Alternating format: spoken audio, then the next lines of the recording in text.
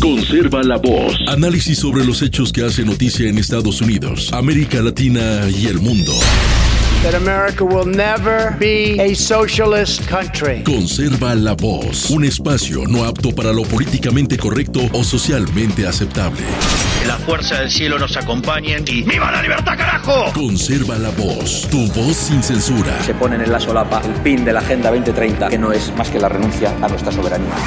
Con ustedes su anfitrión, Freddy Silva. ¿Qué tal, amigos? Reciban todos un caluroso y fuerte abrazo en este nuevo episodio de su podcast Conserva la Voz, un podcast dedicado a los conservadores. Soy Freddy Silva, desde Tampa, Florida. Buenos días, buenas tardes, buenas noches, donde quiera que nos vean y escuchen. Estamos en viernes 13, viernes 13 de febrero de este 2026, con bastantes temas que abordar. Creo que dentro de lo que es la agenda política de esta nación, estamos ante una ley que posiblemente pueda ser aprobada. Ya esto de la ley SAFE, el SAFE Act, es un proyecto de ley que pretende, a la cabeza del presidente Donald Trump, igual que el Partido Republicano, no solamente darle transparencia, credibilidad a el sistema electoral, sino también hacer que ya estos cuestionamientos que se ha tenido a lo largo de los años sobre posibles fraudes en las elecciones, pues ya deje de serlo. Parece que de forma caprichosa el Partido Demócrata, que como lo hemos venido diciendo en muchas oportunidades, ha sido secuestrado por la izquierda más radical de su historia, no ve la realidad. La misma cadena de fake news CNN salió a decir que más del 70% de los demócratas, más del 80% de los republicanos, están de acuerdo en que se tiene que presentar una prueba de ciudadanía para que uno pueda votar. Una prueba de identificación. Y es que parece mentira, pero por lo menos de quienes venimos de distintas partes del continente americano, hemos visto que mucha corrupción, mucho fraude electoral precisamente se hace a través de este tipo de mecanismos que lo permiten. Veamos.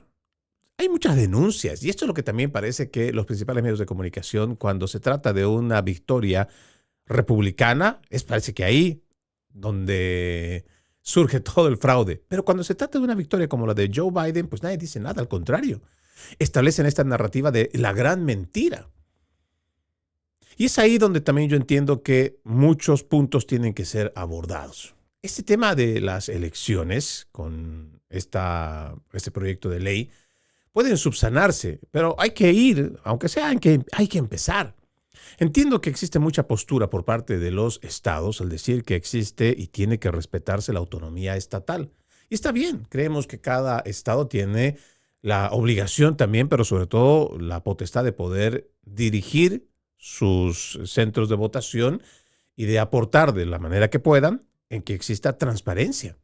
Y cuando uno se pone a pensar en esto, uno diría, bueno, pero es que realmente, ¿cómo entonces garantizamos de que las elecciones van a estar transparentes y van a ser, por lo menos, bien supervisadas y fiscalizadas?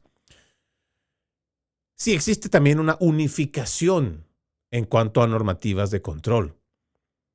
Porque parece que, sí, la ley está, creo, bastante explícita. Solamente un ciudadano americano puede votar. Sin embargo, hemos ido viendo cómo toda esta politiquería de izquierda lo que ha venido es tratando de enseñarnos una nueva forma de interpretar nuestra Constitución como para hacernos ver o querernos hacer ver de que no necesariamente tienes que ser ciudadano para votar. Y ahí es donde empezamos a ver los verdaderos problemas.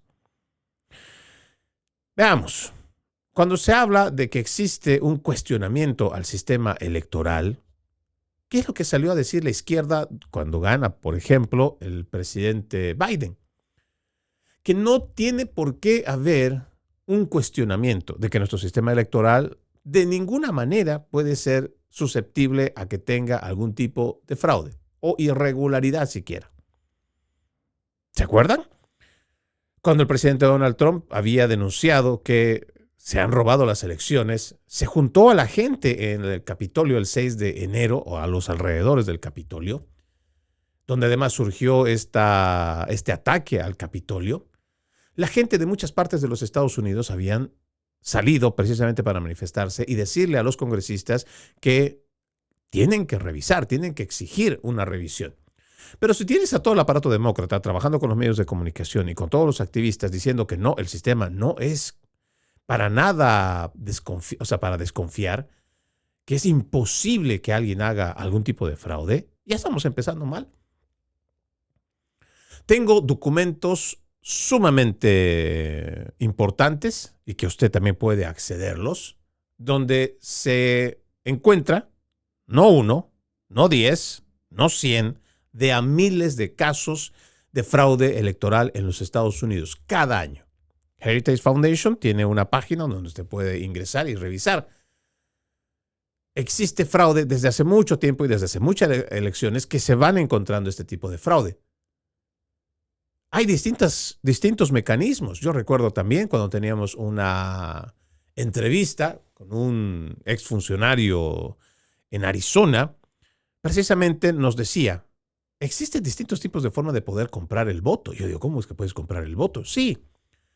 Fíjate, me dice, muchos de estas ONGs pro-demócratas van a ciertos barrios hispanos donde tienen índices económicos bastante bajos.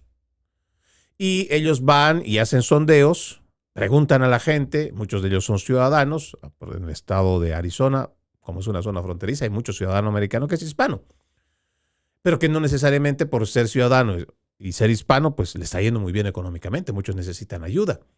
Y llegan estas ONGs para hacer un sondeo, recaban información y empiezan a asistir con ayuda. Y generalmente lo hacen faltando 6 meses o 90 días para una elección. Entonces, a estas personas primero les van dando comida, transporte, les van dando distintos tipos de ayuda. Ya tienen su información. Y entonces, cuando ya llega la hora de votar, los condicionan y les dicen, para que nosotros sigamos dándote ayuda, tienes que traer tu papeleta de voto, pídelo por correo. Nosotros nos aseguramos de que tú hayas votado por quien nosotros queremos que votes y nosotros continuamos dándote la ayuda. Sí, no debería ser legal, pero esto ha estado pasando en los Estados Unidos, eso como una modalidad. Veamos también el tema de la votación por correo.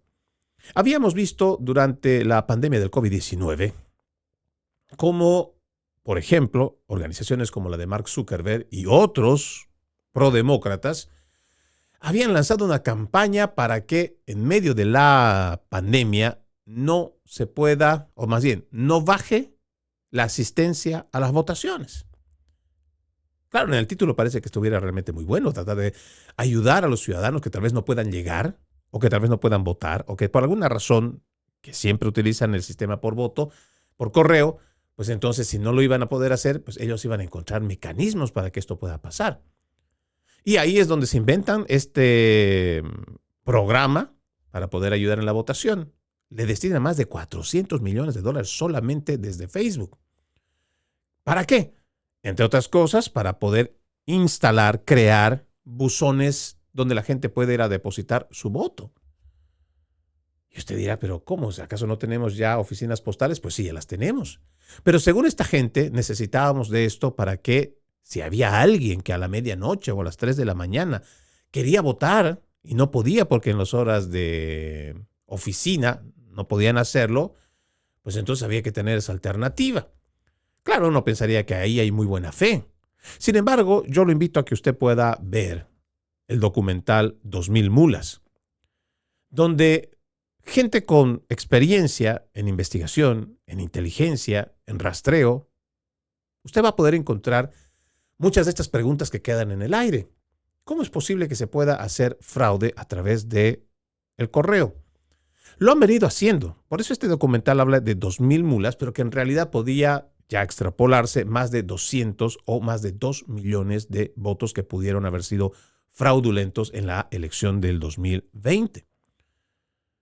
Se ha podido ver a través de las cámaras, y eso también, otra vez es trabajo no solo de gente que está con mucha experiencia en inteligencia, rastreo, sino incluso se han utilizado equipos militares para poder hacer este tipo de rastreo. El mismo sistema que habían utilizado para detectar a todos aquellos que habían participado en estos ataques el 6 de enero en el Congreso de los Estados Unidos, Mucha de esta tecnología se utilizó también para hacer este tipo de rastreo. Y se encontraron con que gente a las 2 de la mañana, llegando en vanes o distintos tipos de vehículos, llegaban con bolsas enormes de papeletas para votar. Y uno se pregunta, bueno, o sea, tal vez en una familia no todos van a poder ir a dejar su voto. Y habrá uno que llevará, no sé, pues 5 personas, 5 sobres. Ya, digamos en el mejor de los casos 10 sobres de una misma familia. Pero no podemos estar hablando de miles de sobres en una sola persona y llegando con una sola maleta. Pero esto se dio y esto se puede demostrar en este trabajo de investigación que después se lo plasma en este documental de 2000 mulas. A esto hay que añadirle que en muchos de los geriátricos, donde se llevan a los adultos mayores para que puedan tener una estancia y viven ahí, mucha de esta gente, a la cual también contratadas por estos tipos de ONG o igual alineados al Partido Demócrata, han logrado captar estas votaciones por correo. Como muchos de los ancianos no leen o tal vez ya tienen ciertos problemas mentales, de todos modos igual reciben la votación, o sea, su boleta para votar. Y estas personas inescrupulosas agarraban todas estas boletas y votaban por estas personas, que también se ha podido demostrar.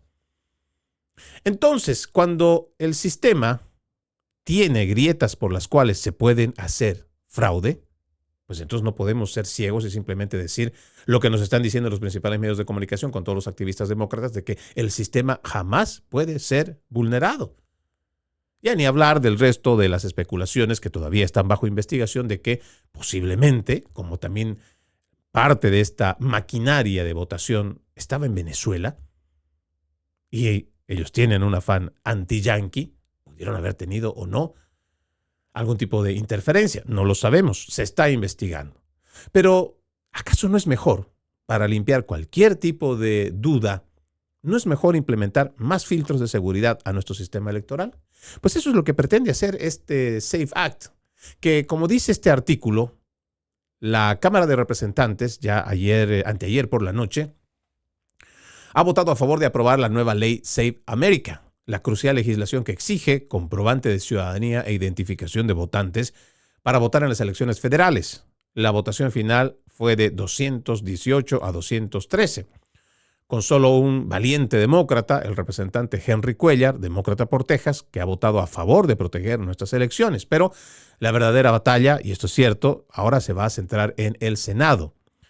Hace apenas unos días, el líder de la mayoría, John Thune, intentó echar un jarro de agua fría al proyecto de ley, supuestamente desestimando la iniciativa con el argumento de que no hay ni de cerca los votos necesarios. Thune, quien inicialmente ni siquiera se había inscrito como copatrocinador, parecía dispuesto a permitir que los demócratas bloquearan esta legislación de sentido común sin poner resistencia. La representante Ana Paulina Luna, republicana de Florida, no se la creyó. El miércoles criticó duramente a Thune, criticando por aprovecharse del presidente Trump e ignorar la voluntad del pueblo estadounidense. Si vas a decir que eres republicano y luego vas a darle la vuelta y quejarte de que te estoy intimidando en la Cámara por querer aprobar la ley SAFE, entonces tal vez deberías considerar conseguir un trabajo diferente, es lo que le dijo Ana Paulina Luna. El senador Mike Lee, republicano por Utah, guerrero también que lidera la lucha por la integridad electoral en el Senado, anunció en X: acabo de hablar con el líder de la mayoría del Senado, John Thune, quien me pidió que lo incluyera como copatrocinador de la ley Save America. Ya somos 45 pequeños pasos para Save America, escribió Lee. Ahora, se habla de que ya se tiene a otra persona más que va a apoyar este proyecto.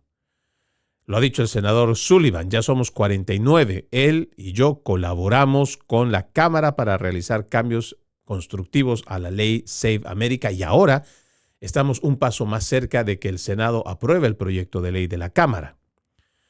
Nos parece interesante y ojalá que todo esto que estamos viendo pueda prosperar. Necesitamos credibilidad en el sistema electoral. Y además, tiene que haber honestidad, transparencia por parte de todos de estos actores políticos. Imagínese usted. Tenemos denuncias. Ahora, fíjese también lo curioso. Cuando Hillary Clinton pierde las elecciones, ¿qué fue lo primero que salieron a decir los principales medios de comunicación con los demócratas? De que hubo un fraude electoral. Y no callaron y no cesaron. Siempre trataron de ver cómo menospreciar, desacreditar y quitarle al presidente Donald Trump en su primer mandato la legitimidad de su victoria. Por eso se inventaron todo esto de la colusión rusa también, para ver cómo podían boicotear su presidencia, incluso sacarlo del poder. El Deep State estaba realmente y profundamente enojado. Incluso llamaron hasta el mismo Mark Zuckerberg porque permitió que se hiciera campaña a través de las redes sociales, que es donde también el presidente Donald Trump llegó a mucha gente, y lo cual le permitió abrir los ojos y también gana la elección. Sí. No fue un tema de que usted diga seguridad, que porque están permitiendo que las cosas se den así en las redes sociales. No, fue un llamado de atención, fue un jalón de orejas para las plataformas por permitir que el presidente Donald Trump pueda hacer campaña en las redes sociales y gane las elecciones. Y a esta altura del partido, yo creo que mucha gente ya se da cuenta que también existe todo este tipo de cosas. Por eso es que yo entiendo que tiene que haber un compromiso político, pero sobre todo patriota, para que garanticemos transparencia y seguridad en estas elecciones. Vamos a orar mucho para que esta ley Save America pueda ser pasada en el Senado y de una vez firmada por el presidente Donald Trump y que se restituya la credibilidad en el sistema electoral en nuestro país. Quiero cambiar de tema, le platico. Tim Walz acaba de decir una barrabasada. Los estadounidenses deberían compensar a las empresas de Minnesota que contrataron inmigrantes indocumentados. ¿Qué le parece? Las empresas de Minneapolis que explotan ya a inmigrantes ilegales deberían ser compensadas por los estadounidenses comunes por las pérdidas económicas en medio de la aplicación federal de leyes populares de inmigración y derechos civiles, según el gobernador de Minnesota, Tim Walz. Nos dejaron con la ruina económica, se quejó Walz después de que el asesor de la Casa Blanca, Tom Homan, dijera el jueves que está retirando la mayoría de los oficiales de ICE después de arrestar a más de 4,000 inmigrantes ilegales solo en Minneapolis. Walz dijo que donará $10 millones del dinero de los impuestos de los habitantes de Minnesota a las empresas que construyeron sus negocios con inmigrantes ilegales en su economía de ciudad santuario. Una de las primeras cosas que podemos hacer y en lo que nos estamos enfocando hoy es qué podemos comenzar a hacer en la recuperación económica, el daño que se ha hecho a nuestra economía, específicamente a los propietarios de pequeñas empresas y aún más específicamente a los propietarios de pequeñas empresas inmigrantes. El gobierno federal necesita pagar por lo que rompió aquí.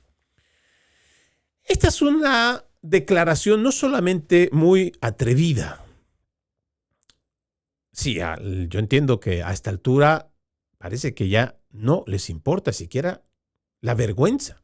Esta gente no tiene escrúpulos. Se supone que existen normativas legales. Yo entiendo que la ley puede estar ahí y puede uno decir, bueno, pero esa es la ley. Total, en esta nación de todos modos se necesita mano de obra barata para que así también la nación pueda prosperar. Y gracias a esa obra de mano barata, muchas empresas prosperan. Pero detrás de este mensaje hay una canallada muy grande de parte de toda esta gente que no hace más que explotar a estos inmigrantes y se aprovecha precisamente de esta condición de indocumentados. Y lamentablemente los principales medios de comunicación, con todo el activismo demócrata, lo aplauden, lo celebran y lo apoyan. Existen normativas que indican que tú no puedes permitir o estarías igual siendo cómplice de un delito federal si tú empleas a gente indocumentada. Entendemos que en el proceso, ya en la práctica, muchas personas pues simplemente prefieren ni preguntar si tiene o no tiene documentos. Total, si hay gente buena, calificada, pues ¿para qué lo haces?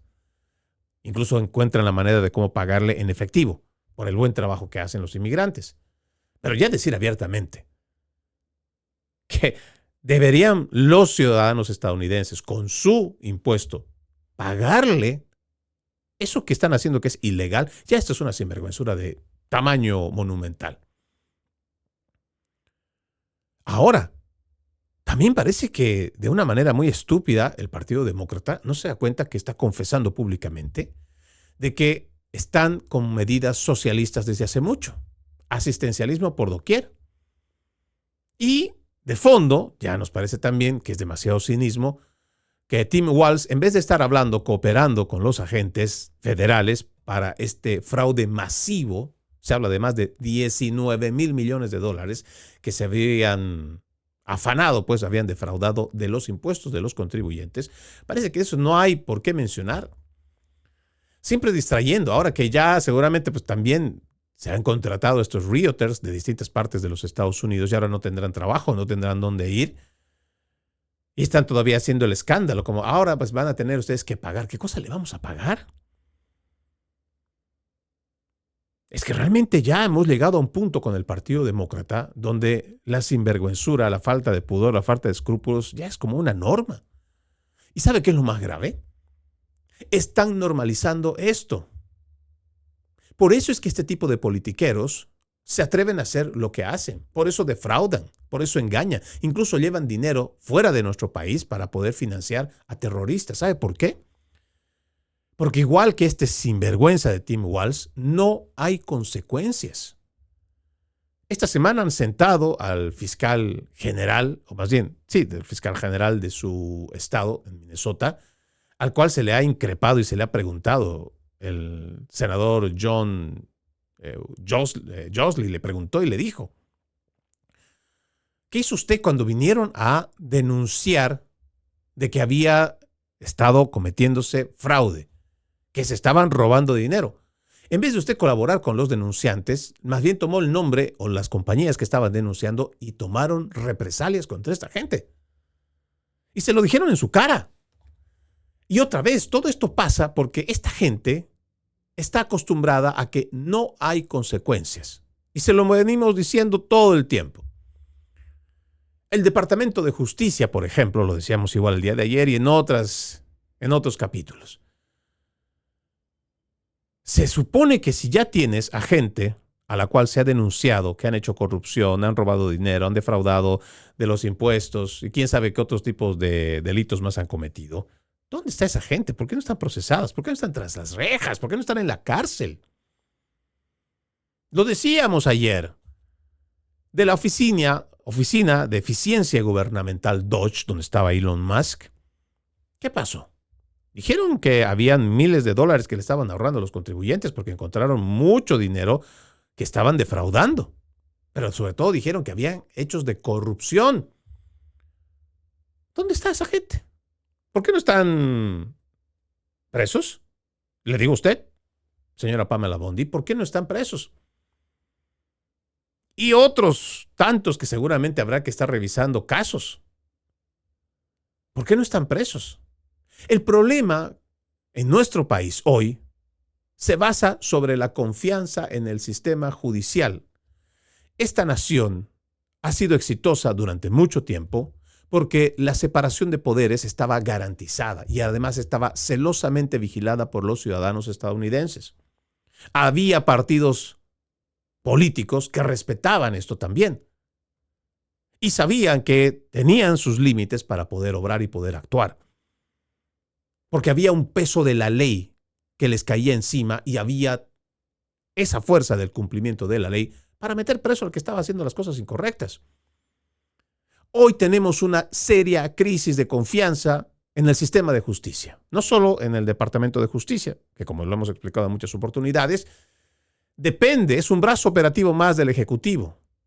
No podemos mucho esperar del Departamento de Justicia, pero bueno, por lo menos que traten de hacer algo para mejorar su imagen. Pero en realidad de fondo es el sistema de justicia, desde el Tribunal Supremo hasta los últimos rincones donde se practica la justicia.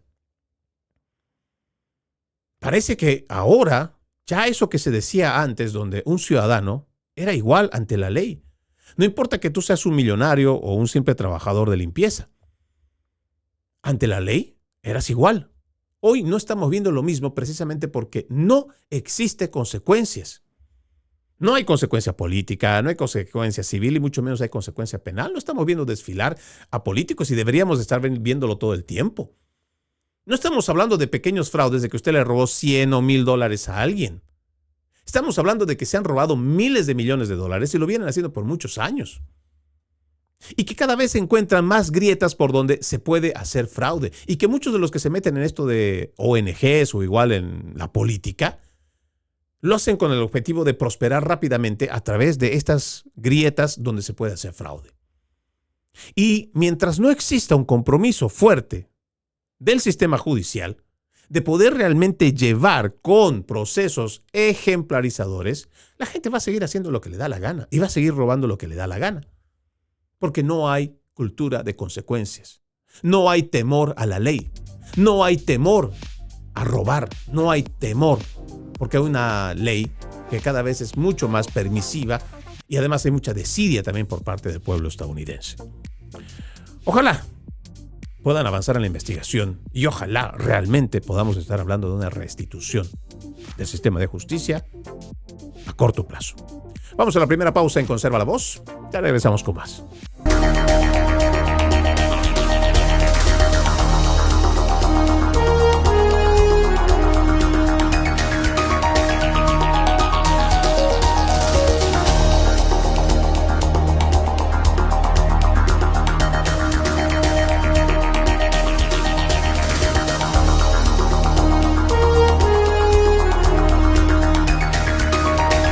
Continuamos con más de su podcast Conserva la Voz. Recuerde, usted puede ser parte de este programa. Escríbame a Freddy Silva Ayala, en Facebook, Freddy Silva 80 en Instagram, Freddy Silva TV en TikTok, en YouTube y en X, antes Twitter. Le agradezco mucho que me ayude a compartir mi contenido. También lo invito a que vea loramediatv.com, loramediatv.com, un espacio donde no solo encuentra este programa, sino periodismo objetivo. Recuerde, www.loramediatv.com, www.loramediatv.com. Hablando de conspiraciones o igual de estados fraudulentos que encuentran siempre la maña para poder sacar dinero, para prosperar rápidamente, no trabajar duro, sino amasar fortuna rápido, le cuento que el doctor Robert Kennedy Jr. ha revelado que un hotel en California se hacía pasar por una falsa oficina de enfermería y estaba ganando mucho dinero. El secretario de Salud y Servicios Humanos le dijo a Theo Von en el podcast del comediante que cada habitación del edificio era solo un apartado postal y que no se brindaba atención médica en el lugar. Esto ocurre después de que California Post expusiera previamente una serie de fraudes en todo el estado dorado, con 14 empresas escondidas detrás de una dirección en San Diego que obtuvieron más de $2 millones en préstamos, el PPP y EIDL. Kennedy arremetió contra la administración Biden durante esta entrevista, alegando que el expresidente había permitido que ocurriera el fraude en el hotel. Lo dijo: encontramos un hotel que tenía literalmente todas las habitaciones como sede de un grupo de enfermería. Fue en California, así que son los apartados postales. En realidad no ofrecen atención de enfermería, solo recaudan dinero. Kennedy no reveló a qué hotel se refería y el Post se puso en contacto con su equipo para obtener más comentarios. Las acusaciones de fraude generalizados en Colombia se han perpetuado en los últimos meses, principalmente detrás de los pedidos del presidente Donald Trump de una investigación en el estado dorado. La Administración de Pequeñas Empresas, bajo la dirección de la secretaria Kelly Loeffler, también dijo que han descubierto $8.6 mil millones en préstamos dudosos de la era COVID en California. Mire, no le cuento más. Yo entiendo que esto es muy desagradable. ¿Cómo han encontrado estos politiqueros, ya sea de izquierda o de derecha, la forma de ver estas pequeñas grietas donde pueden sacarle dinero, ya sea para préstamos? Imagínense. Decíamos de Minnesota, de estos miles de millones de dólares fraudulentos, donde se acusa también a parte de la comunidad somalí, sí, a la cabeza igual de esta Ilhan Omar, donde ponían, supuestamente, estos edificios eran centros de atención a menores de edad. Y les daban educación, y les daban transporte, y les daban supuestamente hasta traductores. Y supuestamente también mucha de esta gente recibía todo este tipo de beneficios. Y en ese lugar, según la documentación que se encuentra, se registraban hasta 1,200 niños en uno solo. Y se habían abierto y hay más de 100. Resulta que a estos lugares, y ni siquiera de forma física, con suerte llegan 20 o 23. ¿Se da cuenta? De más de 1,200, apenas llegan 23. Y sin embargo se cobra por todo el resto, que hacen aparecer como si funcionaran. Y en esos lugares ni siquiera llegan niños, y ni siquiera hay infraestructura para que puedan recibir a niños. Pero todos los meses cobran. Algo parecido se está denunciando allá en California. Y escucha esta hermenéutica. Ahora utilizan hoteles donde supuestamente este edificio tiene oficinas, pero no son oficinas. Son hoteles, son cuartos de hotel, a lo cual le hacen poner como si fuera un apartado postal. Y dicen que se da servicio de enfermería, pero nada de eso se da. Pero ellos siguen cobrando. Esto es lo que nosotros denunciamos constantemente. En lo personal, este programa va a seguir insistiendo en denunciar que esto solo se puede dar en la medida que los Estados Unidos de Norteamérica es un país extremadamente generoso y extremadamente ingenuo. Es un país que recauda demasiado dinero. Usted dirá, pero bueno, o sea, cada vez sí suben de a centavito o de 50 centavitos, 25 centavitos, y pues no es gran cosa. No, sí lo es. Porque si esta gente no recogiera de esos centavitos, pero esos centavitos cuando ya hablamos de millones de personas, estos sinvergüenzas politiqueros no tendrían de dónde sacar ese dinero para defraudar y después robar. Entiendo que existe gente que de verdad necesita el apoyo, y por supuesto que a gente que legítimamente lo necesita. Existe un espíritu estadounidense de colaboración, de hermandad y ayuda. Veía nada más hace unas horas en una cuenta de X como una niña que tiene ciertos problemas de comunicación. No entendí muy bien si ese artículo decía que ella tenía cierto nivel de autismo, pero era una adolescente, ya adulta más bien, que se valía por sí misma, hacía sus pequeños trabajitos, pero ella sí recibía esta ayuda. Y que alguien se aprovechó de su nombre, alguien se aprovechó y utilizó el programa de ayuda, la utilizó a ella, le dieron una habitación o le dieron un departamento para que ella pueda estar ahí. Le digo, una persona que tiene un alto espectro autista, pero que es una mujer joven independiente y que se ganaba la vida de alguna manera para poder subsistir, no necesariamente del todo le caía la ayuda.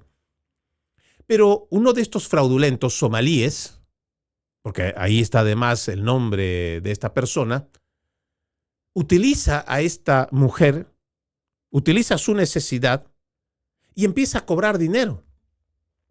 Una vez que le dan el departamento, ellos empiezan a cobrar una cierta cantidad de dinero todos los meses, pero deciden simplemente no pagar más por la renta del departamento. Y claro, terminan haciendo quebrar esta organización. Sin embargo, aquella persona que había confiado, que realmente tenía esta necesidad, termina siendo sacada de ese departamento y sin previo aviso, porque directamente llega a la oficina del sheriff a decir, venimos a sacar a esta persona. Y le dice, pero es que yo no soy esa persona. Sí, yo no conozco a ningún John y a ninguna Joanna. Yo soy esta persona y yo vivo aquí porque a mí me dan asistencia porque tengo esta condición. Y a pesar de todos los intentos que hace esta jovencita, el sheriff simplemente va a cumplir la instrucción que tiene, que es un eviction. Y a la muchacha la sacan a la calle, en pleno invierno, viviendo en carpa o viendo cómo se las arregla en la calle. Y le vuelvo a insistir, una persona que tiene cierto déficit, no sé si del espectro autista o es que tiene un no muy elevado, digamos, síndrome de Down. Sin embargo, esta persona trata de salir por sus medios. y es víctima de este tipo de salvajes, y me quedo corto porque me da tanta indignación. Vi a esta muchacha y realmente me sentí tan indignado. En algún momento podía ser su hija, y que siendo una persona que realmente, legítimamente necesita esta ayuda, que podía estarla recibiendo, es víctima ahora de este tipo de sinvergüenzas. Y como esta persona seguramente van a haber muchas otras que se han aprovechado, se han enriquecido, han abierto estas ONGs, han abierto estas supuestas oficinas de ayuda, han lucrado, se han beneficiado y después han desaparecido. Y no hay cómo rastrearlos. Y mientras tanto, claro, usted dirá, pero en algún momento se encontrará, lo buscarán y pagará las consecuencias, tal vez. Pero y mientras tanto, si usted está teniendo una vida relativamente dura, tratando de subsistir, sobresalir, haciendo su mejor esfuerzo, y de un día para otro simplemente vienen a su casa y le dicen se tiene que ir. Y es una persona que, con todo y sus limitaciones, está haciendo la lucha. No le da rabia, no le da enojo, no le da molestia, no le calienta la sangre. Como estos sinvergüenzas, estos demócratas, toda esta gente, todo este surderío que dice defender a la clase pobre, a la clase media, después se termina sentando sobre ella. Estas son las cosas que para nosotros son indignantes y por eso es que se tiene que denunciar. Ojalá, en serio, con todo mi más grande deseo, todo el peso de la ley le caiga a esta gente que se aprovecha de las necesidades de otro, que lucra con la necesidad de otro y que al final piensa que se puede salir con la suya. De alguna manera tiene que haber justicia.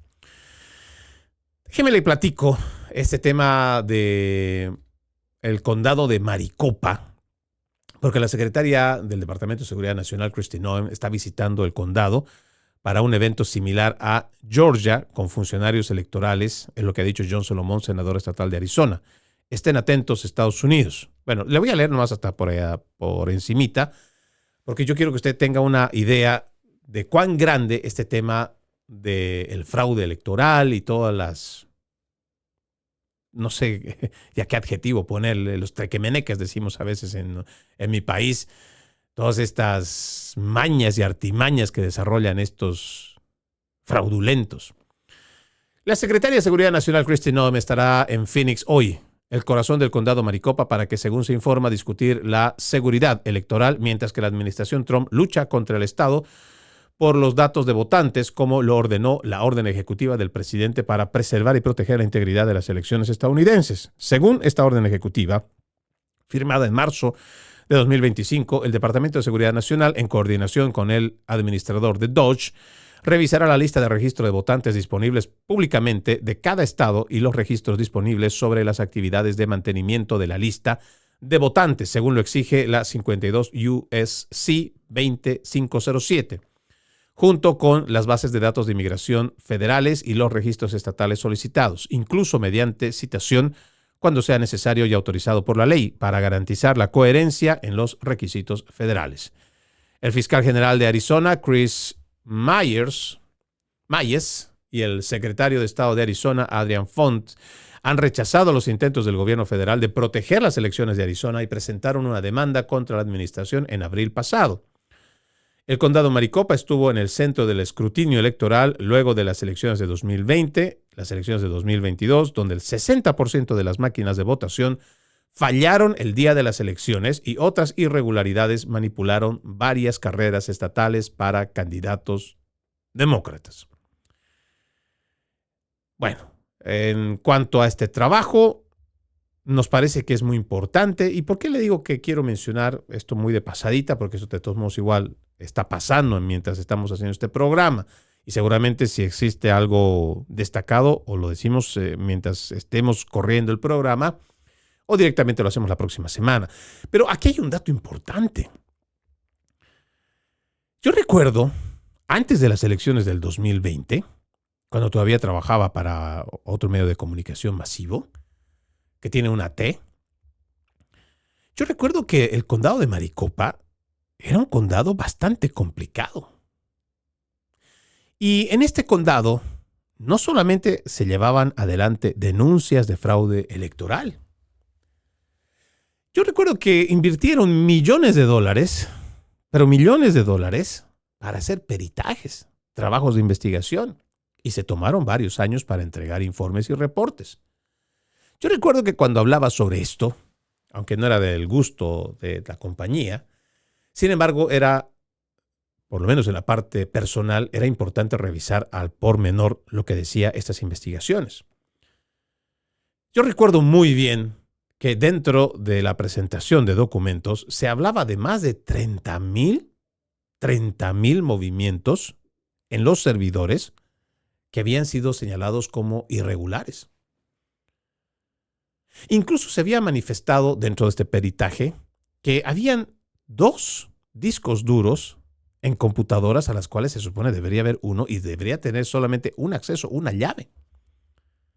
Sin embargo, en el peritaje se encuentra que existen 2 servidores, pero que además la información corre por 2 vías.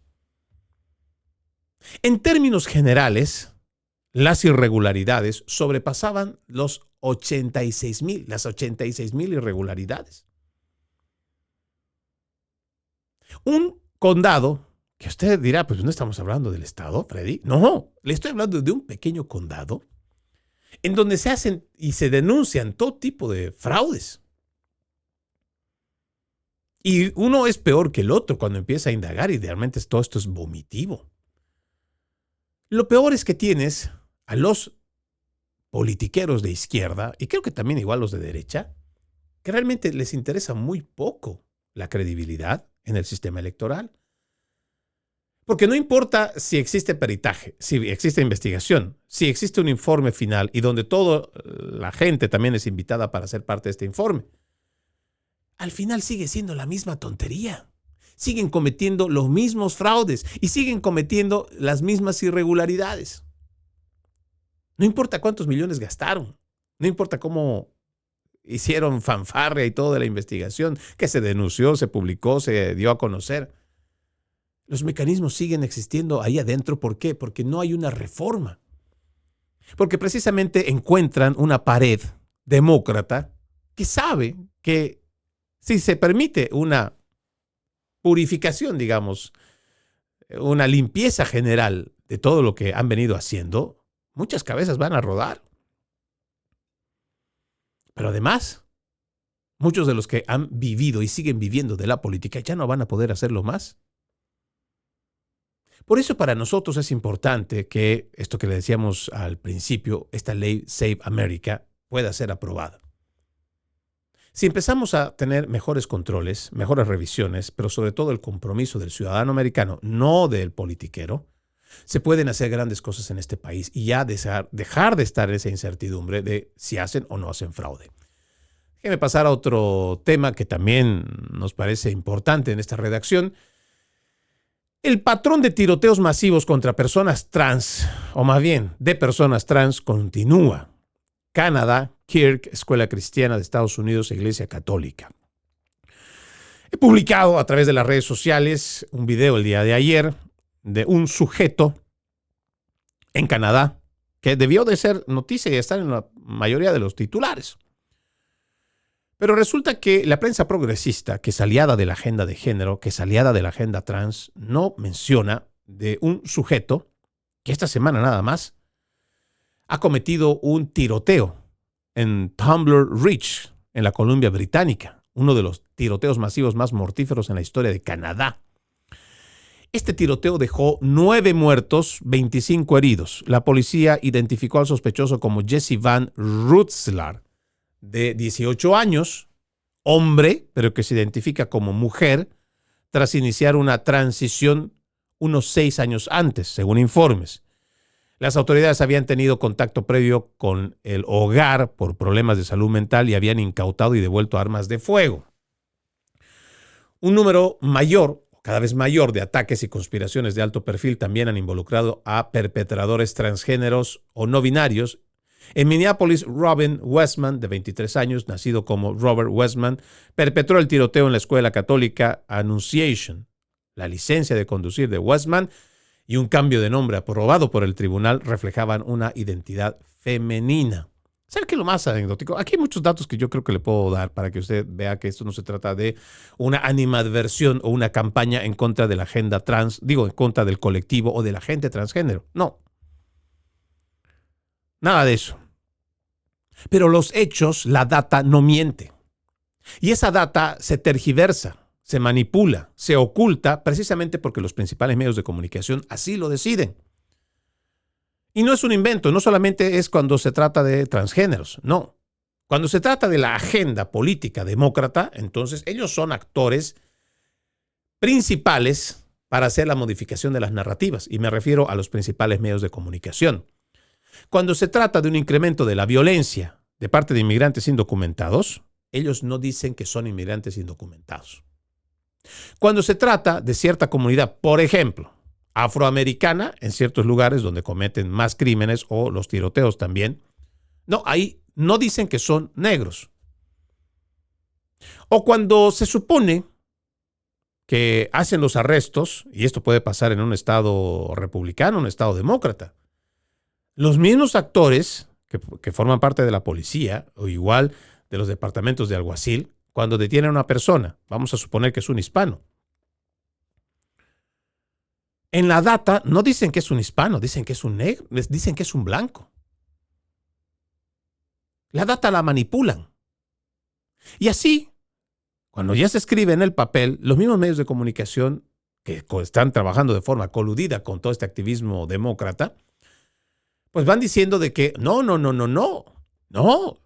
El índice de criminalidad, digamos, de la comunidad hispana o afroamericana o asiática ha reducido.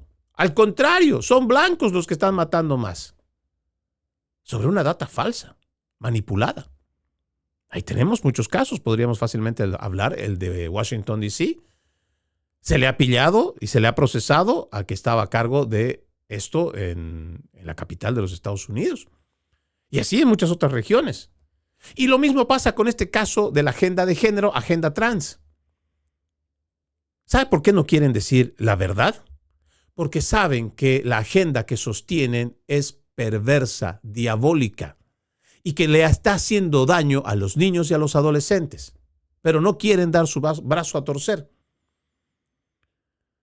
El niño, sobre todo en estados demócratas, progresistas, como por ejemplo en California, si el niño se cree mujer y tiene 7 años, y sus padres no quieren afirmar que es una mujer porque lo han visto nacer, son sus padres y saben que es un niño, no es una niña, el niño va con la directora de la escuela y el Estado toma posesión del niño. Le quitan la patria potestad a los padres y después es una batalla legal que puede durar toda una vida.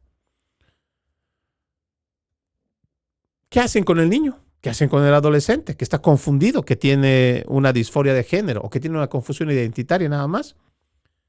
Para que siga creyendo lo que es, le van a dar hormonas. ¿Qué hacen las hormonas? ¿Qué hacen las hormonas? ¿Se ha preguntado? O sea, no vayamos solamente, yo digo, vamos a hacer un análisis, lo más básico.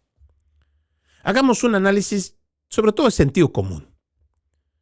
Cuando hay una mujer que está pasando una etapa de perimenopausia, que se supone hay una volatilidad en la producción de hormonas, ¿qué son los primeros signos y síntomas que se pueden ver en esta mujer? Puede ser un enojo repentino, estos soponcios que también llaman, ya hablando de físicamente, pero hablemos de esa parte psicológica. Pueden estar pasando por un momento alegre, de éxito, de aplauso, pero pueden estar deprimidas. Hay muchas cosas que los cambios hormonales hacen en las mujeres y seguramente lo hacen también en los hombres. La baja de testosterona a muchos hombres también no les permite avanzar en proyectos. Muchos se vuelven más temerosos, no toman los riesgos. Y eso estamos hablando de personas que naturalmente, cuando empieza a haber un cambio en este proceso hormonal, pues también traen cambios. Hay gente que es más irritable, que se enoja de todo, que puede ser capaz de tirar las cosas y simplemente pues por un arrebato de enojo. Cambios hormonales. Ahora imagínese usted, niños o adolescentes que todavía no tienen el autocontrol para un cambio masivo de hormonas. Porque quieren sentirse mujeres, entonces se hacen poner pero un montón de hormonas. Muchos de estos jóvenes empiezan a tener, si ya tenían un problema de disforia de género, un trastorno mental, con las hormonas esto empeora, porque además no se trata el problema como tal. Y muchos de estos jóvenes, lamentablemente, empiezan con autoflagelaciones, porque debe ser una vida bastante dura y difícil, como dicen, vivir en el cuerpo equivocado. Tener un cuerpo, no querer tu cuerpo, odiar tu cuerpo y empezar a atacar tu cuerpo. Buscar cómo dañarlo, al punto de que en esta confusión identitaria tienes a gobiernos que son capaces de decirte, bueno, pues si no te gusta tener senos y eres una mujer, pues te los vamos a cortar. O si eres un hombre y quieres ser mujer, pues también te vamos a cortar el genital. Y así van atacando los cuerpos. El problema es que son cambios irreversibles. Y muchas de estas personas, lamentablemente, que pasan por estos procesos de depresión, de enojo, de angustia, y toman hormonas, pues tienen problemas mentales. Y lo peor es que muchos de estos pueden lograr conseguir armas. Algunos legales, otros ilegales. Y cometen estos delitos, estos asesinatos, estos ataques masivos. Sabemos que hay un partido demócrata que está vendido completamente a esta agenda globalista, a esta agenda de género, agenda trans, agenda del aborto, cambio climático, eutanasia y también incluso programas eugenésicos. Pero yo me pregunto, ¿realmente nosotros como ciudadanía, dejando de lado todas nuestras visiones políticas, filosóficas, ¿será que no podemos tomar un poco de conciencia como para llamar la atención a estos medios de comunicación mentirosos, manipuladores, tergiversadores de la noticia, para que realmente hagan un trabajo donde se pueda informar de verdad a la gente? Le apuesto que usted se acaba de enterar conmigo de este sujeto que fue y disparó a decenas de personas, ha dejado 9 muertos y muchos heridos. El jefe de la policía sale a decir que, bueno, ellos van a respetar sus pronombres favoritos. ¿Qué le parece? O sea, es un hombre que se cree mujer. Sin embargo, le vamos a respetar sus pronombres. Eso es más importante que realmente ver sus antecedentes. Que ver si realmente el consumo de esas hormonas o cualquier otro fármaco que se haya metido haya sido el catapultador para todo esto. No, para ellos es la parte de género. Hay que respetarle su elección identitaria. Le digo, estamos en un mundo bastante podrido. A esta gente no le interesa a la gente. ¿Sí? Créamelo. Estos que te dicen que hay que ser comprensivos, hay que ser tolerantes, hay que ser buenitos. Mentira. Son más perversos que... Ni siquiera yo creo que durante el pasado siglo hemos visto tanta perversión, tanta maldad, tanta premeditación para hacer el mal. No se crea el cuento, no son gente buena. Porque si realmente fueran buenas personas, estarían ayudando a solucionar este problema que tiene la gente, el problema de salud mental, pero no quieren hacerlo. Hay que hablar con honestidad. Aunque la gente empiece a decirte que eso es crimen de odio, delito de odio, que eres de ultraderecha, que eres un facha, lo que sea, tenemos que hablar con la verdad. Esa verdad nos va a hacer libres, pero adicionalmente a ello no solo nos dará libertad, esa libertad también nos permitirá la oportunidad de poder corregir y ayudar a las personas que realmente lo necesitan. Soy Freddy Silva desde Tampa, Florida. Buenos días, buenas tardes, buenas noches, donde quiera que nos hayan visto y escuchado. Como siempre, permítame dar una lectura de la palabra. En aquel tiempo salió Jesús de la región de Tiro y vino de nuevo por Sidón al mar de Galilea, atravesando la región de Decápolis. Le llevaron entonces a un hombre sordo y tartamudo y le suplicaban que le impusiera sus manos. Él lo apartó a un lado de la gente, le metió los dedos en los oídos y le tocó la lengua con saliva. Después, mirando al cielo, suspiró y le dijo, Efetá, que quiere decir ábrete. Al momento se le abrieron los oídos, se le soltó la traba de la lengua y empezó a hablar sin dificultad. Él les mandó que no lo dijeran a nadie, pero cuando más se lo mandaba, ellos con más insistencia lo proclamaban y todos estaban asombrados y decían: qué bien lo hace todo. Hacer oír a los sordos y hablar a los mudos. Marcos capítulo 7, versículos 31 al 37. Tengan un bendecido fin de semana. Que Dios los cuide y, como siempre, ejercitemos la decencia, que nada nos cuesta. Permiso.